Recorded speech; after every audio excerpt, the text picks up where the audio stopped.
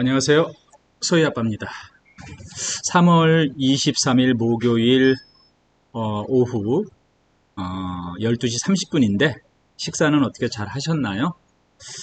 뉴스 점심시간 막간을 이용해서 우리가 한번 한국일보에 나온 오늘 뉴스를 한번 살펴보도록 하겠습니다. 맨 보면은 민주당이냐 한동훈이냐 헌법재판소가 검수완박 누구의 손을 들어줄까 하는 제목이죠. 누구 편을 들어줄까요? 민주당? 국민의힘? 글쎄요. 기다려 봐야 되겠죠. 그 다음에 흑역사도 역사, 성병관리소 전두환 공덕비 존치해야 되나? 뭐 이런 부분. 개농장 출신 진돗개, 미국서는 큰 인기다. 이렇게 말했네요. 그 다음에 지팡이 짚고 걷다가 트럭 오면 아찔하다. 고령 친화적인 상정 왜 안 될까? 이재명 대장동 정점 지목한 검찰 42억 8억 뇌물을 빠졌다. 공시가 인하에 강남 매미한 대치 보유세는 줄었다. 이렇게 됐고 아버지 복수에 나선 30대 정치 금수저. 이건 태국이네요. 세종시 한복판 쓰러져 사망한 공무원. 스마트시티인데 어떻게 해서 쓰러졌느냐. 이거 한번 살펴보도록 할게요. 정치 한번 볼까요? 어제도 나왔지만 이재명은 대표직을 유지한다. 민주당은 검찰 기소는 정치 탄압이다. 이렇게 보고 있죠. 그리고 의원 300명을 유지하는 선거제 결의안이 정개특위 의결이 됐다고 하는데 의원 300명 여러분들은 찬성하십니까? 늘려야 될까요? 줄여야 될까요? 저는 개인적으로는 현재 우리나라 정치사를 보면은 조금 줄여도 괜찮다고 생각해요. 단지 이제 우리가 세계적으로 할 일이 많고 다른 나라와 협업하는 일들이 국회의원들이 이제 바쁘면 좀 늘려도 되겠지만 지금 현재 상황으로는 법만 조금 바꾸고 개정하는 거는 300명이 굳이 필요 없지 않나 생각이 됩니다. 자, 그리고 정치적인 건 이렇게 간단하게 보죠. 그 다음에 경제적인 거 볼까요? 이 예전에 만든 1970년대 경기 동두천에 운영됐던 성병관리소 건물이 이런 거는 제가 보기엔 낡았는데 철거해도 되지 않을까 싶어요. 전두환이 만들었건 안 만들었건 그거 중요한 게 아니라 필요 없는 거는 빨리 철거해서 새롭게 만들어야죠. 고민할 것이 저는 없다고 봐요. 그 다음에 우리 오늘 어디서 뭐 살까? 쇼핑 고민? 치매 예방에도 큰 도움을 준다. 그렇죠? 그리고 고령 손님에게는 할아버지, 할머니 이렇게 말씀하시는데 은행에서 님자를 불러주세요라고 하네요. 님자를 불러주는 게 더 좋은가요? 저 같은 거는 은행권에서 마트에서 할아버지, 할머니라는 단어가 듣기 싫지는 않아요. 제가 직접 들으면 이제 어떨런지 모르겠는데 큰 소리예요. 아버지, 어머니보다 더 큰 소리가 할머니, 할아버지인데 아마 님자를 불러주는 걸 요즘엔 더 좋아한다고 하네요. 여기서는 이제 이렇게 전문가 10인으로 구성된 자문단이 검수를 거쳐 시력 저하를 배려하자, 청력 저하를 배려하자, 안전한 환경, 직원 교육, 서비스 편의 제공 등 여러 가지 항목들을 친어르신 가이드라인으로 제작을 해서 조금 지자체들에게 조금 협조를 구하는 거죠. 시력이 많이 떨어지고 청력도 떨어지고 환경도 좋지 않고 직원 교육도 좀 언어도 좀 호칭이나 존칭 이런 부분 사기 사건 정중한 태도 용어 외래어 신조어 다 어렵죠. 서비스 제공 맞아요. 이런 것들이 앞으로 우리 고령 사회로 가게 되면은 이런 것들이 꼭 필요합니다. 네, 맞아요. 그리고 다른 거 한번 볼까요? 사회 부분도 좀 볼까요? 세존시 한복판 쓰러져 사망한 공무원. 이게 뭐예요? 자전거를 타고 귀가했는데 공무원이 결국 사망했다. 최첨단 방범 장비는 자전거 사고는 감지 못한다. 최신식 정부 청사는 사고자 퇴청 사실을 몰랐다. 와, 세금을 들여서 만들어진 이 도시정보통합센터의 관제실이 제 기능을 못했다는 거 저는 비난받아야 된다고 생각해요. 왜냐하면 돈을 엄청 들여서 스마트시티를 만들어서 여기 보면 도시통합정보센터 이제 이렇게 만들어서 CCTV니 뭐 여러 가지 GPS 기록, 뭐 결제 기록 여러 가지 많지 않습니까? 근데 결국에는 지나가던 행인이 발견했다라는 거예요. 그러니까 이거는 그러한 기능이 무용지물이 됐다라는 거죠. 그래서 이 부분은 이제 조사해 보면 나오겠지만 스마트 시티라는 게 지금 아직도 미흡하다 이런 얘기죠. 미흡하죠. 자, 그러면 사회면 간단하게 봤고요. 국제면, 국제사회는 어떤가요? 국제사회는 칠레 주 4일 근무에 일하는 시간은 주 40시간으로 줄이겠다. 이거는 저도 좋아하는 내용인데 5년간 단계적으로 감축하겠다네요. 사실 현재는 45시간을 40시간으로 줄인다면요.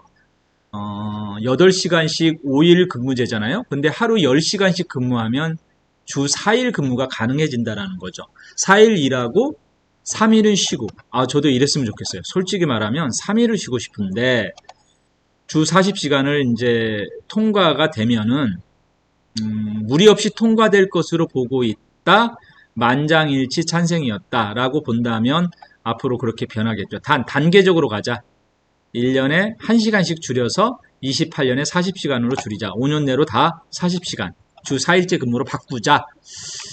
칠레가 먼저 시작했네요. 한국은 뭐 하나요? 한국은 안 되나요? 그죠? 한국은 어려운가 모르겠습니다.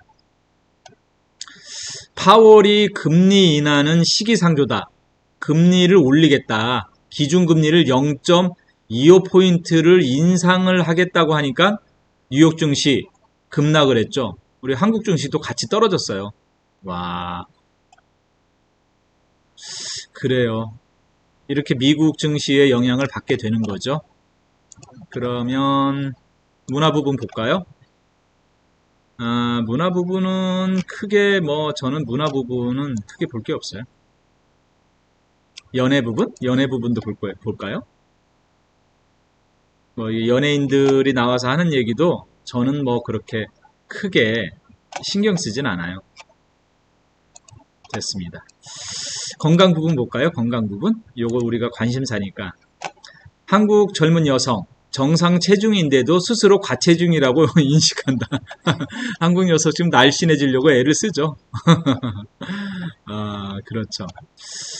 그리고 몸에 좋다고 약, 한약, 건강기능식품 마구 먹는다? 그러면 독성 간염 메커니즘을 첫 규명했다. 결국에는 약과 한약, 건강식품을 무분별하게 먹다가는 독성 간염 발병을 한다라는 거를 메커니즘을 밝혀냈다라는 거예요. 우리가 사실은 저도 이제 그걸 느끼는데 한약 제품을 오랫동안 장복을 하면은 굉장히 그 간에 위도 부담이 가지만 간에도 부담이 가서 급성 간염은 식욕부진, 오심, 구토, 피로감, 관절 통증, 피부 발진, 그리고 복수, 간선 뇌증 여러 가지가 발생할 수 있다라는 거를 밝혀냈다고 해요. 여러분들 좋다고 마구 먹어대면 안 됩니다. 조심하세요. 그 다음에 이 개농장 출신 진돗개 미국서 인기다. 이분이 제프리 플로큰 휴메인 소사이어티 인터내셔널 글로벌 대표인데 사실 우리나라에 있는 여러 가지 식용제라는 표현 사람이 만들어낸 것이다. 개농장을 꾸준히 폐쇄하면서 입양을 해갔어요. 아산시 개농장을 가보고 그 규모에 놀랐다. 뜬장에 갇힌 200여 마리의 개를 도울 수가 있어서 기쁘다. 개들은 미국으로 건너가 신체적 정신적으로 회복하는 과정을 거친 후 다시 입양 가족을 찾게 된다. 아무리 시간이 오래 걸려도 개들을 포기하지 않는다. 참 훌륭하신 분이네요. 한국까지 와서 200마리의 개를 가서 입양을 하는 사람을 찾아준다. 이건 우리나라가 못하는 일을 하고 있네요. 사실은 이제 식용이라는 개념은 사라졌으면 좋겠어요. 반려견이기 때문에 우리가 개를 먹어서 몸을 건강하게 한다라는 거는 이제 옛날 방식이죠. 못 먹었던 시대의 얘기고 지금 반려견에 대한 개념이 커졌기 때문에 빨리 법으로 한국 개 식용을 금지하는 날이 빨리 오길 바란다. 네, 저도 그랬으면 좋겠어요. 뭐 법으로 개정하죠. 뭐. 우리가 뭐 개까지 먹어야 되나요? 식용은 할 필요가 없다. 그리고 이거는 이제 이 공덕비, 이거는 제가 아까 말했듯이 불필요한 거는 동두천시 소요상 관광지 흉물 성평관리소를 매입해서 철폐해버려야죠. 뭐 공덕비로 세워둔다? 그건 의미 없다고 저는 봐요. 이렇게 해서 좀 다른 것도 안 본 게 있나요? 경제정책? 볼까요? 금융 한번 볼까요? 금융? 우리가 금융 좀 봐야 되겠는데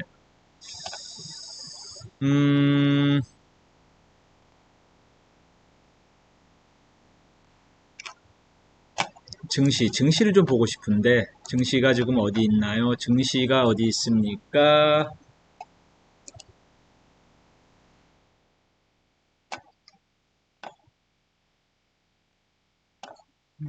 정치, 금융, 사람, 라이프, 구독, 증시가 IT.